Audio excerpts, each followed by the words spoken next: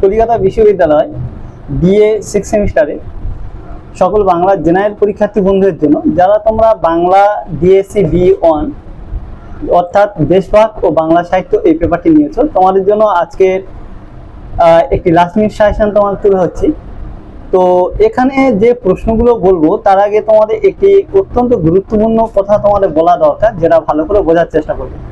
তোমাদের এই যে পেপারটি রয়েছে এটা কিন্তু অত্যন্ত একটি লং মানে সাজেশনের পেপার হিসাবে আমরা ধরে থাকি, এই জন্য আমরা বলি সবাইকে বাংলা ডিএসসি বি2 পেপারটি নেওয়ার জন্য।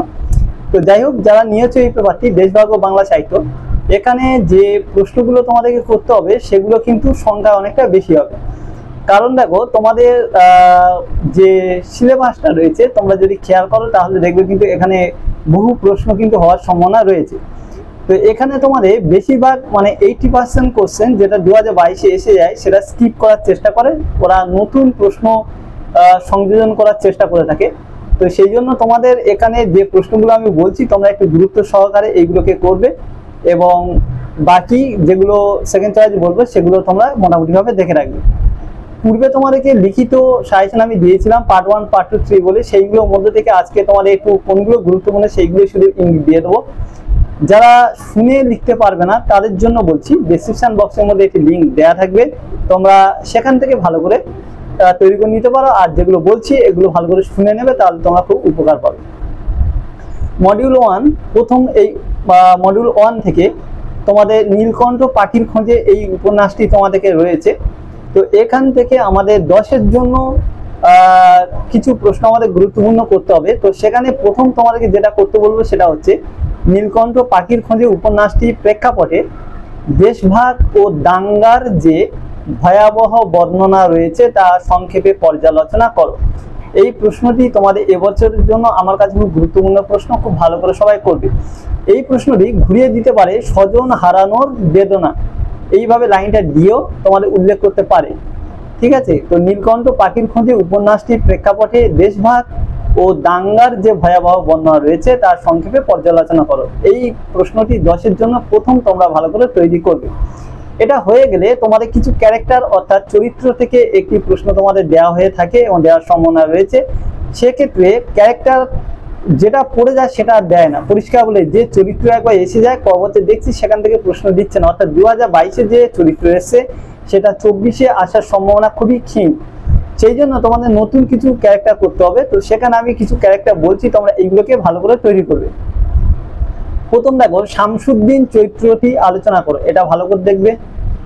মালতী চরিত্র, এটা ভালো করে দেখবে। জালালি চরিত্র, এটা ভালো করে দেখবে। শশীবালা চরিত্র, এটা ভালো করে দেখবে। আর ফকির চরিত্র, এটা ভালো করে দেখবে। এই কটা চরিত্র তোমাদেরকে খুব ভালো করে দেখতে হবে। এই কটা করা হয়ে গেলে তোমরা ফেলু চরিত্র, রঞ্জিত চরিত্র, এই দুটো গুরুত্বের দাবি রাখে এই কটা করবে। এরপরে সেকেন্ড চয়েসে এক্সট্রা যারা করতে যাও বড় বউ চরিত্রটা দেখবে, আর মহেন্দ্রনাথ চরিত্র দেখে রাখবে। এই কটা চরিত্র দেখে কিন্তু একটি চরিত্র তোমাদের কিন্তু দেওয়ার সম্ভাবনা রয়েছে, ভালো করে দেখবে। এবার দেখো, 2022-এ তোমাদের কিছু চরিত্র দিয়েছিল, সেই চরিত্রের মধ্যে সোনা চরিত্র আর ইসম চরিত্র, এই দুটো প্রশ্ন দেখে রাখবে। এই দুটো থেকে 5-এর দেওয়ার সম্ভাবনা রয়েছে।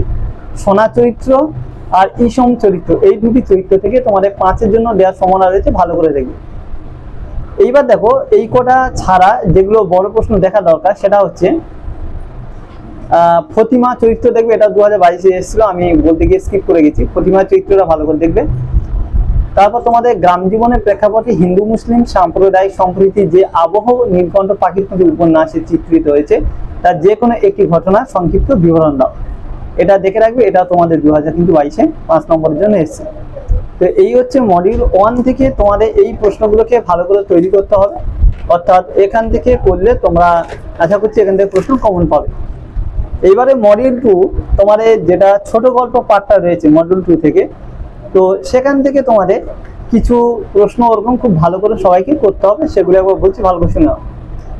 গণনায়ক গল্পে লেখক সতীনাথ ভাদুরী ক্ষমতালোলুপ গণপ্রতিনিধিদের মুখোশ কিভাবে উন্মোচন করেছেন তা নিজের ভাষায় লেখো। আরেকবার বলছি, গণনায়ক গল্পের লেখক সতীনাথ ভাদুড়ী ক্ষমতালোলুপ গণপ্রতিনিধিদের মুখোশ কিভাবে উন্মোচন করেছেন তা নিজের ভাষায় লেখো।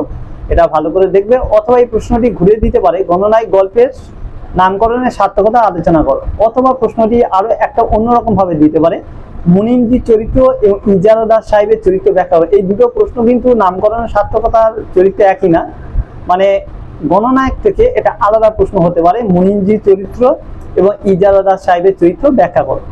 সেই জন্য এটা দিলাম। এই পাঠটা তোমাদের গণনায়ক থেকে ভালো করে করতে হবে। এবার দেখো, সলিল চৌধুরীর ড্রেসিং টেবিল গল্পটি নামকরণের সার্থকতা আলোচনা করো। সলিল চৌধুরীর ড্রেসিং টেবিল গল্পটি নামকরণের সার্থকতা বিশ্লেষণ করো। এই প্রশ্নটি এটাও তোমার 10-এর জন্য ভালো করে দেখবে। তারপরে করুণ কন্যা থেকে টপিকটা গুরুত্বপূর্ণ আছে, করুণ কন্যা থেকে তোমাদের ভালো করে করতে হবে। তো করুণ কন্যা গল্পের নামকরণের সার্থকতা বিশ্লেষণ করো। এই প্রশ্নটি ভালো করে দেখবে। করুণ কন্যা গল্পে অরুন্ধতির চরিত্রটি লেখো। এই করুণ কন্যা থেকে দুটো মাত্র নামকরণের সার্থকতা আর অরুন্ধতির চরিত্র দুটো ভালো করে তোমাদের করতে হবে। তারপরে পালঙ্ক টপিকটা গুরুত্বপূর্ণ রয়েছে, পালঙ্ক গল্পের নামকরণের সার্থকতা দেখো। অথবা পালঙ্ক গল্পের শুরুতে যে চিঠি প্রসঙ্গ রয়েছে তা গল্পের কাহিনীতে কতটা গুরুত্ব পেয়েছে সংক্ষেপে লেখো। তারপরে এটি দেখবে। এরপর তোমাদের জটায়ু গল্পটা গুরুত্বের দাবি রাখে এবছর। তো জটায়ু গল্প থেকে জটায়ু গল্পের নামকরণের সার্থকতা লেখো। আর জটায়ু গল্পটিতে কিভাবে অতি প্রাকৃত তথা ভৌতিক আবহাওয়া পরিমণ্ডল তৈরি হয়েছে সেটা বর্ণনা করো। তো এই পাঠটা তোমাদের তারপরে ভালো করে তৈরি করতে হবে। তো এখান থেকে আরো দুটো চরিত্র তোমাদের বলে দিই, দুর্গা চরিত্র আর নিত্যচরণ চরিত্র। দুর্গা চরিত্র আর নিত্যচরণ চরিত্র, এটা 5-এর জন্য ভালো করে দেখে রাখবে, আসার সম্ভাবনা রয়েছে। আর এখান থেকে আরো একটি 10-এর জন্য ছেলে মানুষই গল্পের নামকরণের সার্থকতা ভালো করে দেখে রাখবে। কারণ ছেলে মানুষই টপিকটা 2021-এ এসেছিল, তারপরে 22 দেয়নি, 23 দেয়নি, 24-এ কিন্তু তোমার আসার সম্ভাবনা রয়েছে। এই জন্য ছেলে মানুষই গল্পের নামকরণের সার্থকতা এটা ভালো করে দেখতে হবে। এই কয়টি প্রশ্ন হয়ে গেলে কিছু এক্সট্রা প্রশ্ন তোমাদেরকে বলছি, এগুলো তোমরা একটু দেখে রাখবে। প্রফুল্ল রায়ের রাজা আসে রাজা যায় এই গল্পে রাজের চরিত্রটি বিশ্লেষণ করো। এই প্রশ্নই ভালো করে দেখবে। ড্রেসিং টেবিল উদ্ভ্রান্ত সময় দর্পণ, এটা ব্যাখ্যা করো। এটা তোমরা 5-এর জন্য দেখে রাখবে। আর ড্রেসিং টেবিল গল্পে রহিমউদ্দিন চৌধুরী চরিত্র বিশ্লেষণ করো। তারপরে এই যে প্রশ্নটি, এটাও 5-এর জন্য তোমরা ভালো করে দেখে রাখবে। তো এই হচ্ছে মডিউল 2 থেকে তোমাদের টোটাল প্রশ্ন বলে দিলাম। এখান থেকে এইগুলো তোমাদেরকে ভালো করে করতে হবে। এবার চলে যাই আমরা মডিউল 3। মডিউল 3 থেকে দেখো, এখান থেকে যে কটা প্রশ্ন আগে ভালো করে করতে হবে খেয়াল করো 10-এর জন্য। সুভাষ মুখোপাধ্যায়ের পারাপার কবিতার ভাববস্তু বা বিষয়বস্তু আলোচনা করো। এই প্রশ্নটি খুব ভালো করে তোমরা প্রথম তৈরি করবে। তারপরে প্রশ্ন আছে 15ই আগস্ট 1947 এর মূল ভাব আলোচনা করো, বা 15ই আগস্ট 1947 নামকরণের সার্থকতা আলোচনা করো। এই প্রশ্নটি ভালো করে দেখবে। তারপরে প্রশ্ন আছে তোমাদের সুনীল গঙ্গোপাধ্যায়ের ধাত্রী কবিতায় শরণার্থী জীবনের যন্ত্রণা কিভাবে ভাষারূপ পেয়েছে তা আলোচনা করে বুঝিয়ে দাও। এটা তারপরে তোমাদেরকে ভালো করে করতে হবে। আরো একবার বলছি, সুনীল গঙ্গোপাধ্যায়ের ধাত্রী কবিতায় শরণার্থী জীবনের যন্ত্রণা কিভাবে ভাষারূপ পেয়েছে তা আলোচনা করে বুঝিয়ে দাও। এরপরে যেটা করবে, বাংলা হাই বাংলা এই কবিতার নামকরণের সার্থকতা আলোচনা করো। এটি করবে। অথবা বাংলা হাই বাংলা বিপন্ন সময়ের চিত্র, এটা ব্যাখ্যা করো। তারপরে এই প্রশ্নটা তোমাদের খুব ভালো করে তৈরি করতে হবে। এই প্রশ্নটি হয়ে গেলে লাস্ট একটি গুরুত্বপূর্ণ প্রশ্ন আছে 10-এর জন্য, সেটা হচ্ছে ভাষাদেশ কবিতা মূল ভাব আলোচনা করো, বা নামকরণের সার্থকতা বিচার করো, বা বাংলা ভাষায় আমার একমাত্র দেশ এর নাম কি জীবনযাপন, এর নাম কি প্রাণ ধারণ, এইভাবে ঘুরিয়ে দিতে পারো। অর্থাৎ ভাষাদেশ কবিতার মূল ভাবটা তোমাদেরকে বা নামকরণের সার্থকতা এটা ভালো করে করবে। এটা গেল তোমাদের 10-এর জন্য এই প্রশ্নগুলো মডিউল 3 থেকে তোমাদের সবচেয়ে বেস্ট যে কটা প্রশ্ন সেগুলো বলেই না। এরপরে এগুলো হয়ে গেলে কিছু প্রশ্ন 5-এর জন্য তোমাদের গুরুত্বপূর্ণ দাবি রাখছে, সেগুলো বলছি, তোমরা ভালো করে একটু দেখে নাও।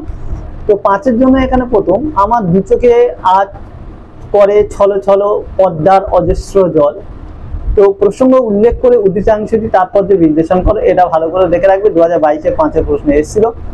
তারপরে আমার বুকে পালানোর পালানোর আরো পালানোর দেশ জোড়া স্মৃতি কোন কবিতার অংশ, উদ্ধৃতাংশ দিয়ে তাৎপর্য বিশ্লেষণ কর। এটাও তোমাদের 2022 এসেছিল 5-এর, এটাও তোমাদেরকে তৈরি করে রাখতে হবে।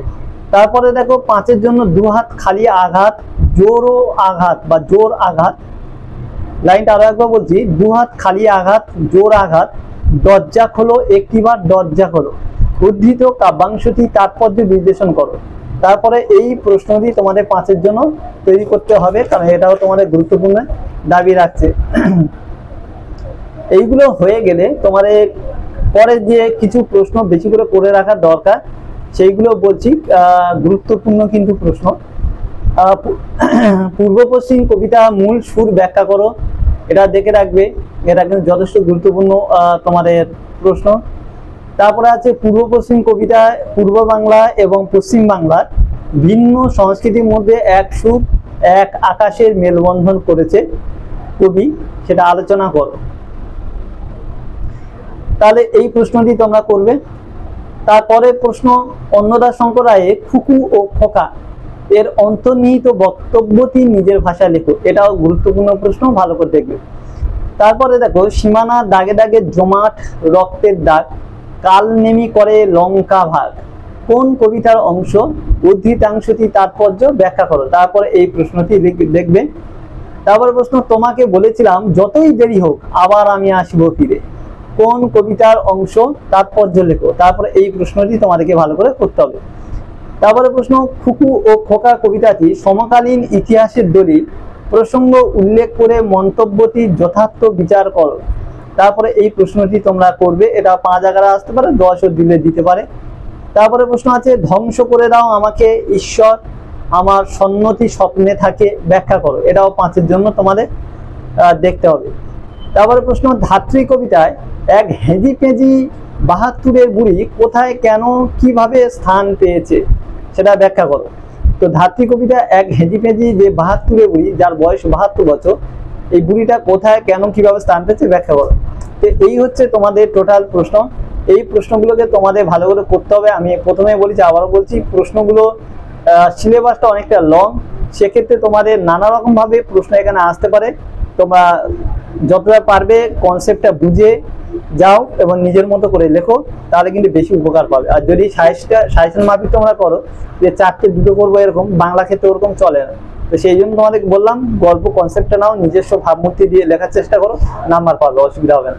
তো আজকে ভিডিওটা এখানে শেষ করছি, পরবর্তী ভিডিওতে আবার দেখা হবে। সবাই ভালো থেকো, সুস্থ থেকো এবং ভালো করে পরীক্ষা দিও।